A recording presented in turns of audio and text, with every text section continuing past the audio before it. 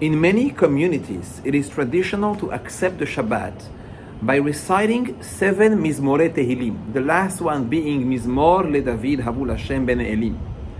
Every community says that one, but in many others, they also introduce this Mizmor with 6 other Mizmorei Tehillim representing the 6 days of the week. And in one of them, there is a very strange pasuk. A pasuk that says, Ve'oz melech mishpat ahev ata konanta misharim mishpat utzdaka beYaakov ata asita. Which means that HaKadosh Baruch Hu's strength, Hashem is the melech.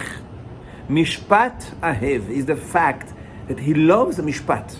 And I want to stop right there. Mishpat in Hebrew means justice, the law, the court. I'm going to go even further. It means to sue someone. When I go to court because I sued someone, then it's called a mishpat. And it's almost inevitable to wonder why HaKadosh Baruch Hu is the Ohev Mishpat. He loves the concept of mishpat. And this question really is appropriate as we are about to read Parashat Mishpatim this Shabbat. And before I get to the answer, I want to remind you that we have, Baruch Hashem, for the past month, focused on the concept, the Midda of Menucha, the concept of rest, peace of mind, which is such an important one, as we tie the concept of Emunah and Bitachon together with it. But Be'ezrat Hashem this week, hopefully we can even go to a deeper and a higher level. So again, I want to go back to that question. What is the concept of Mishpat Ahev? HaKadosh Baruch Hu loves the Mishpat. And for this, I want to give you a story that the Gemara brings about Alexander the Great. Alexander Mokdon, that's the way the Gemara calls him. And apparently in one of his voyages, one of his travels, he got to a city. And over there, he was inquiring about the traditions of the people living in that city. And he heard a very interesting story about 2 brothers. The father passed away and he left for them a field. One of the brothers had a large family, many children. The other one was not married and was living alone as a single man. And right after the father passed away and they decided to split the field, something very, very original happened. The brother who had many children would come every night and move the fence a little bit further because he would feel empathy for his brother who was single.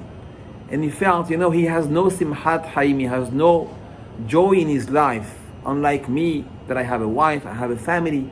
So maybe I should give him a little bit more of my field.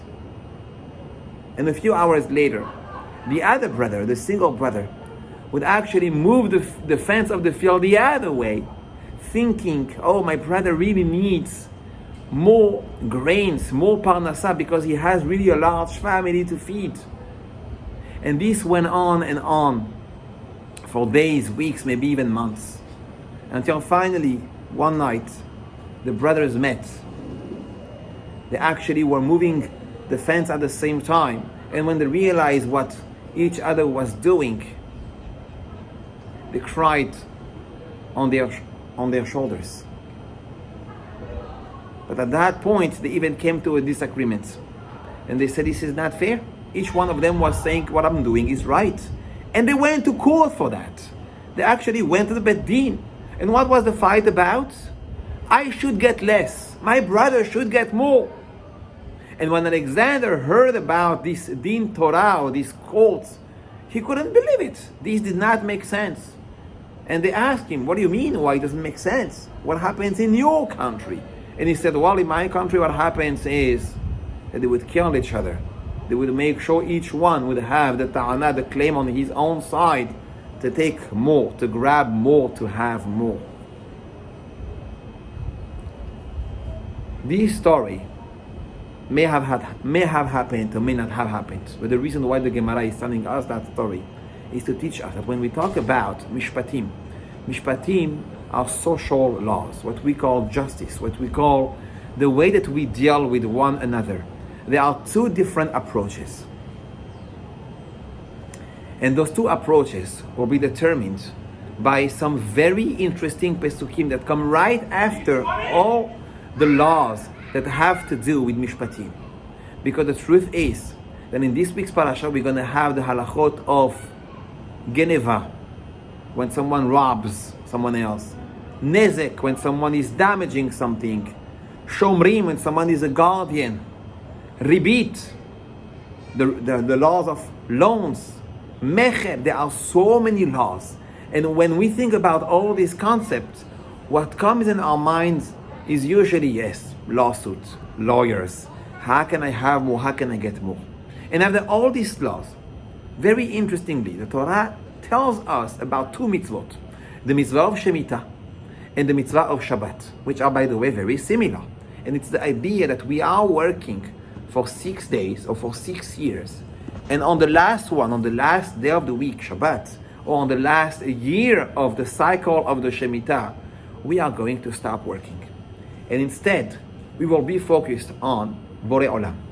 We will be focused on getting a break and realizing that what we have is because of what He decided that we should have. And when we have this reminder after the laws of Mishpatim, this is a determining point of how exactly do we deal when it comes to money, when it comes to social laws, when it comes to Mishpatim in general. And there are two approaches. The approach of someone who has no menucha, someone who has no peace of mind, someone who has no emunah, someone who has no bitachon, and his whole life he will be busy on one question, which is, how can I get more? How can I take more? And even if it means that I have to take from someone else, then that's the way the world runs. I gotta be a shark myself too.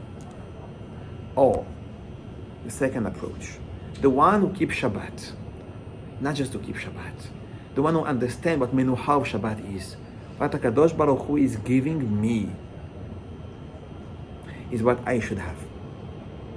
And I should not ask for more, and I should not be greedy, and I should not be jealous, and I should not be wasting my time and energy and health, spending my days in court, suing someone, getting more and having more.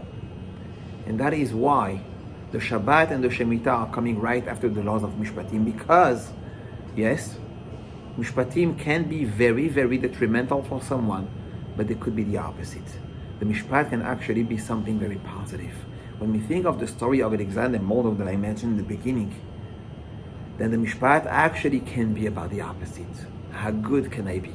And I know it sounds like Hollywood and Disney, but this is not something that is irrational. This is something that can happen on a daily basis when someone is invested into Chesed, Emunah, and Bitachon. And he would use the laws of Mishpatim to be a better giver, to be a better Ma'amin, to be a better person. And that is why sometimes we have to remember of this pasuk. Ve'oz melech mishpat ahev ata konanta mesharim mishpat utzdaka b'Yaakov ata asita. When Borei Olam is teaching us the laws of Mishpatim, the approach we should have is, how can I make sure to create a society that has more shalom, that has more harmony, that has more chesed? And when the person thinks this way, all the laws of Parashat Mishpatim are going to be directed about, how can I be a better person? And this is when HaKadosh Baruch Hu tells us, Mishpat Ahev, I love the way you act, I love the way you think, and I wish everybody would be like you. And that is all if we have the Midda of Emunah, if we have the Midda of Bitachon, if we have the Midda of Menucha, the true rest. May the Shabbat that comes to us inspire us to be those people, to realize that we are blessed to have what we have, and it all comes from Borei Olam. Shabbat Shalom U'Borach.